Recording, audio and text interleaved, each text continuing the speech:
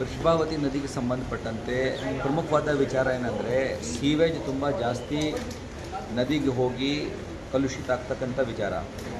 ಅದಕ್ಕಾಗಿ ನಾವು BWSSB, ನಾವು Karnataka state pollution control board ಎಲ್ಲ ಸೇರಿ ಅದು ಸೀವೇಜ್ ಹೇಗೆ ತಡೆಗಟ್ಟಬೇಕು, ಅದಕ್ಕೆ ಹೊಸ ಪ್ಲಾನ್ ಏನು ಮಾಡಿದ್ದಾರೆ BWSSB ಅವರು ಕೇಳಿಬಿಟ್ಟು ಅದು ಹೇಗೆ ಅವರು ಚಾಲನೆಗೆ ತರ್ತಾರೆ, ಎಷ್ಟು ದಿನದೊಳಗಾಗಿ ತರ್ತಾರೆ, ಮತ್ತು ಅಲ್ಲಿ ಬರ್ತಕ್ಕಂಥ STP ಮಾಡಲಿಕ್ಕೆ ಹೋದರೂ ಸಹ ಅಲ್ಲಿ ಸೀವೇಜ್ ತರಬೇಕಾದ್ರೆ ಪೈಪ್ ವ್ಯವಸ್ಥೆ ಏನಿದೆ ಅದು ಯಾವ ಮಟ್ಟದಲ್ಲಿ ಇದೆ, ಹೇಗೆ ಸರಿ ಮಾಡ್ತಾರೆ. ಯಾಕಂದರೆ ಅವರು ನಮ್ಮ ಹತ್ರ ಈಗಾಗಲೇ ಎಕ್ಸಸ್ ಕೆಪಾಸಿಟಿ ಇದೆ ಅಂತ ಹೇಳಿದ್ದಾರೆ. ಬರೀ STP ಕಟ್ಬಿಟ್ರೆ ಆಯಿತು ಅಂತ ಹೇಳ್ತಾರೆ. ಆದರೆ ಆ ಥರ ಆಗಲ್ಲ.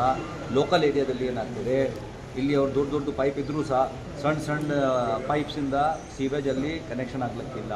ಹೀಗಾಗಿ ನಾವು ಅವರಿಗೆ ಫುಲ್ ಸ್ಟ್ರೆಚ್ ವೈಸ್ ಎಲ್ಲಿಂದ ವೃಷಭಾವತಿ ವ್ಯಾಲಿ ನಮ್ಮ ಕಡೆಗೆ ಸ್ಟಾರ್ಟ್ ಆಗ್ತದೆ ಅಲ್ಲಿಂದ ಹಿಡಿದು ಕೊನೆವರೆಗೂ ಈ ಸ್ಟ್ರೆಚ್ ವೈಸ್ ಎಲ್ಲಿಗೆ ಅವ್ರದ್ದು ಜಾಸ್ತಿ ಸೀವೇಜ್ ಒಳಗಾಗಿ ಬರ್ತಾ ಇದೆ, ಹೇಗೆ ಅದನ್ನು ತೆಗೆದುಬಿಟ್ಟು ಪೈಪ್ನಲ್ಲಿ STP ಕಡೆಗೆ ತೊಗೊಂಡು ಹೋಗ್ತಾರೆ ಅಂತ ಪ್ಲ್ಯಾನ್ ಕೇಳಿದ್ದೀವಿ.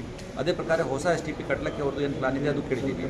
ಇನ್ಕ್ರೋಚ್ಮೆಂಟ್ ರಿಮೂವಲ್ಗಾಗಿ ಜಿಲ್ಲಾಧಿಕಾರಿಗಳ ಹತ್ರ ಎಷ್ಟು ಪೆಂಡಿಂಗ್ ಇದೆ ಅವರಿಗೆ ಇನ್ನೊಮ್ಮೆ ರಿಕ್ವೆಸ್ಟ್ ಮಾಡ್ಕೊಂಡಿದ್ದೀವಿ. ಲೇಕ್ಸ್ನಲ್ಲಿ 48 ಎಕರೆ ಇದನ್ನು ಎನ್ಕ್ರೋಚ್ಮೆಂಟ್ ಇದೆ ಈಗಲೂ. ಅದರಲ್ಲಿ ಪ್ರತಿಯೊಂದು ಇಂಡಿವಿಜುವಲ್ಗೆ ಸರ್ವೆ ಆಗಬೇಕಾಗಿದೆ. ಅದು ನಮ್ಮ ಸ್ಪೆಷಲ್ ಕಮಿಷನರ್ FECCM ಇವರ ಜೊತೆಗೆ ಮಾತಾಡಿಕೊಂಡು, ಸ್ಪೆಷಲ್ ನಮ್ಮ ಡೆಪ್ಟಿ ಕಮಿಷನರ್ ಜಗದೀಶ್ ಅವರು ಬೆಂಗಳೂರಿಗೆ ಏನು ಡೆಪ್ಟಿ ಕಮಿಷನರ್ ಇದ್ದಾರೆ ಅವ್ರಿಗೆ ಮಾತಾಡಿಕೊಂಡು ADR ಕಡೆಯಿಂದ ಸರ್ವೆ ಮಾಡಿಸ್ಕೊಂಡು ತೆರವುಗೊಳಿಸಲಿಕ್ಕೆ ಕ್ರಮ ಕೈಗೊಳ್ತಾರೆ. ಅದನ್ನು ಬಿಟ್ಟು ನಾವು ಲೇಕ್ನಲ್ಲಿ ಬರ್ತಕ್ಕಂಥ ಇದು ನಮ್ಮ ಕಸ ಸಾಲಿಡ್ ವೇಸ್ಟ್ ಏನಿದೆ ಅದು ಕೂಡ ಬರಬಾರ್ದು. ಅದಕ್ಕಾಗಿ ಎಲ್ಲಿ ಚೈನ್ ಲಿಂಕ್ ಮಾಡಿಲ್ಲ ಅದು ಚೈನ್ ಲಿಂಕ್ ಮಾಡಿ ಮುಗಿಸ್ತೀವಿ.